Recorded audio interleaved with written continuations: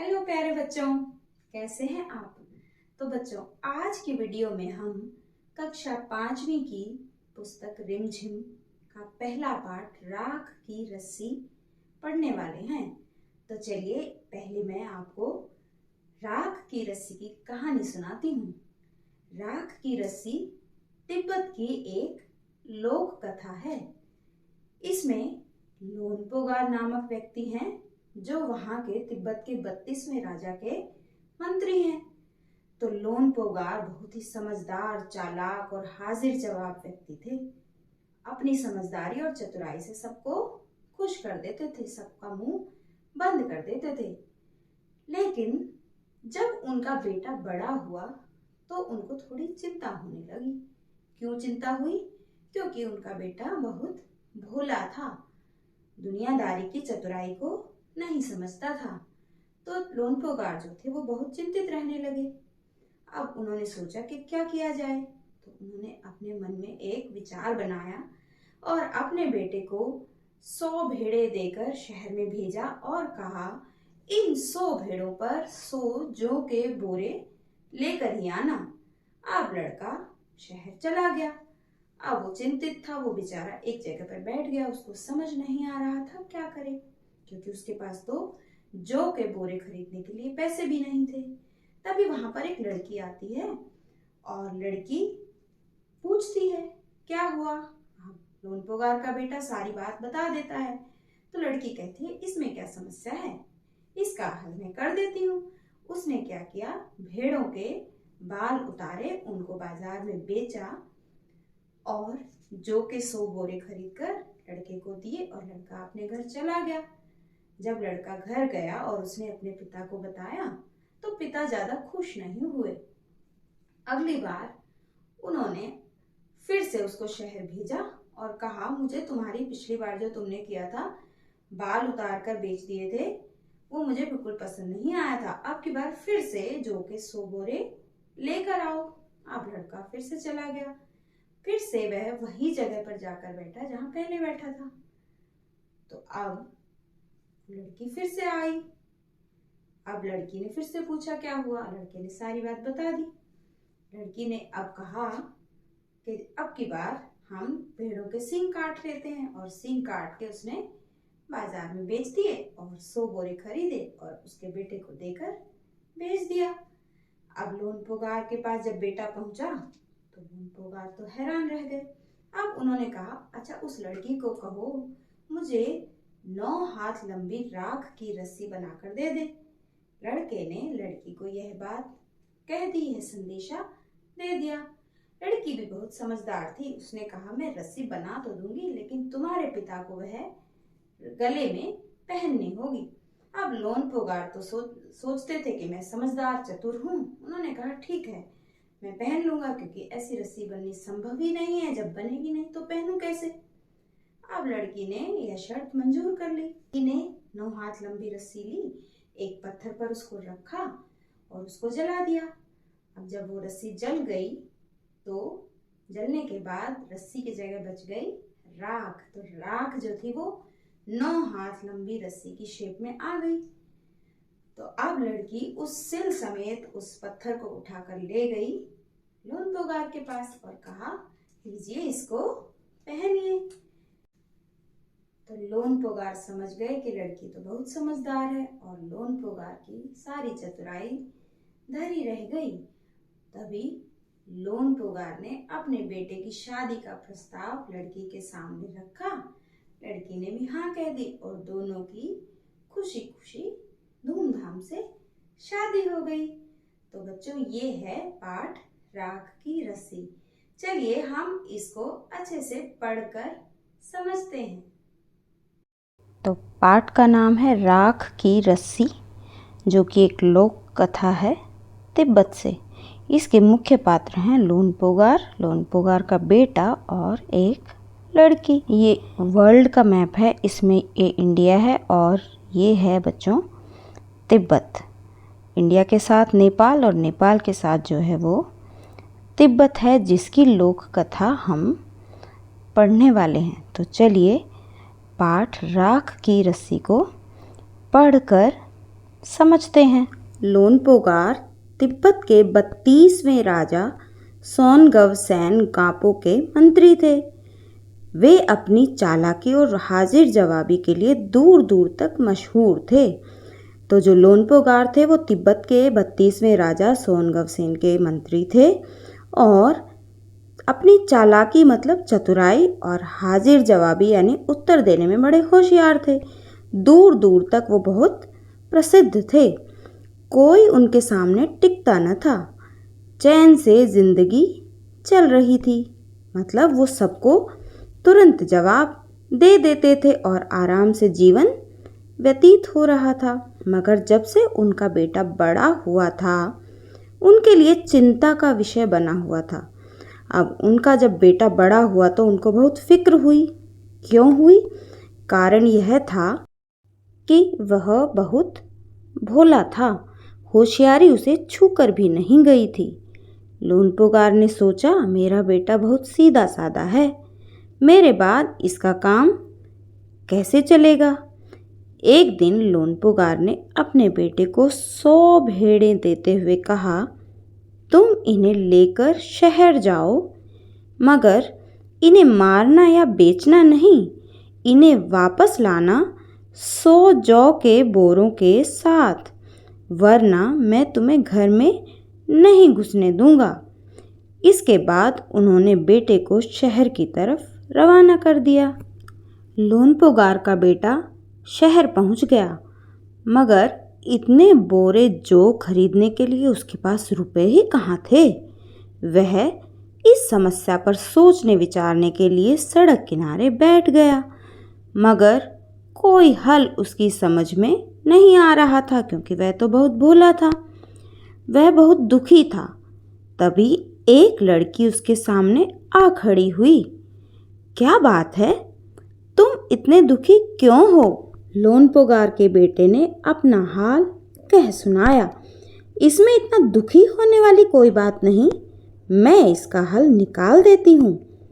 इतना कहकर लड़की ने भेड़ों के बाल उतारे और उन्हें बाजार में बेच दिया। जो रुपए मिले उनसे जौ के 100 बोरे खरीदकर घर वापस भेज दिया। लोनपोगार के बेटे को लगा कि उसके पिता बहुत खुश होंगे, मगर उसकी आप बीती पर उन्होंने ध्यान नहीं दिया। आप बीती का मतलब खुद का अनुभव। जब बेटे ने अपनी सारी बातें अपने पिता को बताई तो वो खुश नहीं हुए। वे उठकर कमरे से बाहर चले गए। दूसरे दिन उन्होंने अपने बेटे को बुलाकर कहा, पिछली बार भेड़ों के बाल उतारकर बेचना मुझे ज़रा भी पसंद नहीं आया। अब तुम दोबारा उन्हीं भेड़ों को लेकर जाओ, उनके साथ जौ के 100 बोरे लेकर ही लौटना। तो एक बार पिताजी ने फिर से अपने बेटे को शहर जाने के लिए कह दिया और फिर से वही शर्त के जौ के 100 बोरे लेकर लौटना। अब एक बार फिर निराश लोनपोगार का बेटा शहर में उसी जगह जा बैठा। न जाने क्यों उसे यकीन था कि वह लड़की उसकी मदद के लिए ज़रूर आएगी। और हुआ भी कुछ ऐसा ही। वह लड़की आई। उससे उसने अपनी मुश्किल कह सुनाई। अब तो बिना जौ के 100 बोरों के मेरे पिता मुझे घर में नहीं घुसने देंगे। लड़की सोचकर बोली, एक तरीका है। उसने भेड़ों के सींग काट लिए। उन्हें बेचकर जो रुपए मिले उनसे 100 बोरे जौ खरीदे। बोरे लोनपोगार के बेटे को सौंपकर लड़की ने उसे घर भेज दिया।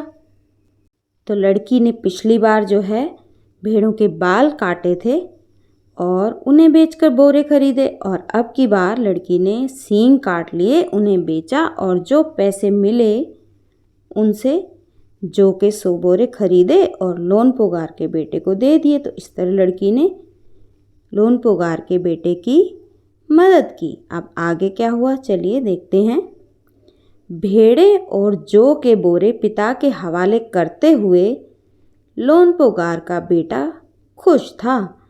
उसने विजयी भाव मतलब जीत के भाव से कि मैंने तो शर्त पूरी कर दी, उसने विजयी भाव से सारी कहानी कह सुनाई।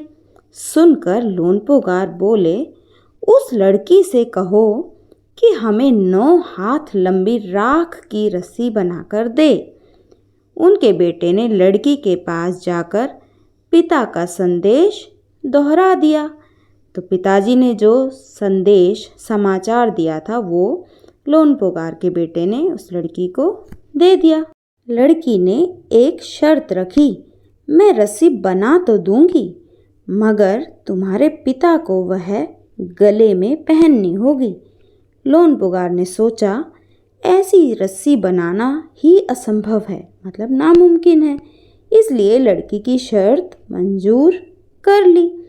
अगले दिन लड़की ने 9 हाथ लंबी रस्सी ली, उसे पत्थर के सिल पर रखा और जला दिया। रस्सी जल गई मगर रस्सी के आकार की राख बच गई। इसे वह सिल समेत मतलब सिल के साथ उस पर ही रखे लोनपोगार के पास ले गई और उसे पहनने के लिए कहा। लोनपोगार रस्सी देखकर चकित रह गए, हैरान हो गए। वे जानते थे कि राख की रस्सी को गले में पहनना तो दूर, उठाना भी मुश्किल है, हाथ लगाते ही वह टूट जाएगी। लड़की की समझदारी के सामने उनकी अपनी चालाकी धरी रह गई, मतलब जो लोनपोगार इतने समझदार, हाजिर जवाब और चालाक थे, लड़की उनसे भी समझदार निकली। बिना वक्त गंवाए लोनपोगार ने अपने बेटे की शादी का प्रस्ताव लड़की के सामने रख दिया। क्योंकि लड़की बहुत समझदार थी और उनका बेटा भोला था, तो लोनपोगार ने शादी का प्रस्ताव लड़की के सामने रख दिया। धूमधाम से उन दोनों की शादी हो गई। तो इस प्रकार बच्चों हमने लोनपोगार के बेटे की कहानी को समझा, जो कि एक लोक कथा है तिब्बत की। तो चलिए अब हम तिब्बत के बारे में कुछ बातें जान लेते हैं। जैसा कि हमने नक्शे में देखा था, तिब्बत नेपाल के बिल्कुल साथ में है। तिब्बत को दुनिया की छत भी कहा जाता है। किसी भी लोक कथा को समझने के लिए उस इलाके की जलवायु, रहन सहन, खान पान और संस्कृति को समझना उपयोगी होता है। जिस इलाके में वह लोक कथा सुनाई जाती है, राख की रस्सी शीर्षक लोक कथा तिब्बत से संबंधित है, जिसे दुनिया की छत कहा जाता है क्योंकि यह बहुत ऊंचे पठार पर स्थित है। पठार जमीन के ऐसे भाग को कहते हैं जो मैदान से ऊंचा और पहाड़ से नीचा होता है। तिब्बत के पठार पर खड़े हैं ऊंचे ऊंचे पहाड़ जो हिमालय का हिस्सा है। इन पहाड़ों की एक खासियत यह है कि ये कई रंग के हैं, भूरे, लाल, पीले, बैंगनी, गुलाबी, गेरुआ और हरे। ठीक वैसे ही जैसे छोटे बच्चे अपने चित्रों में मन चाहे रंग भर देते हैं। इन पथरीले पहाड़ों में तरह तरह की मिट्टी और खनिज पदार्थ हैं। सूरज की बढ़ती और घटती किरणों के पड़ने से वे पहाड़ अनोखे रंगों में चमक उठते हैं। तिब्बत की हवा में नमी बहुत कम है, इस वजह से यहाँ बरसात और बर्फबारी कम होती है। खुश्क मौसम में पेड़ पौधे बहुत नहीं होते हैं। तिब्बत का पूर्वी भाग ही ऐसा है जहाँ घने जंगल पाए जाते हैं। उन जंगलों में पेड़ पौधों, पशु पक्षियों की दुर्लभ किस्में मिलती हैं। तिब्बत की मिट्टी कहीं रेतीली है, कहीं लाल पीली तो कहीं काली। तिब्बत में लगभग 1500 झीलें हैं। ये झीलें बनती हैं पहाड़ों की बर्फ पिघलने से। इनमें मानसरोवर झील का बहुत नाम है। यहीं से सांगपो यानी ब्रह्मपुत्र नदी निकलती है।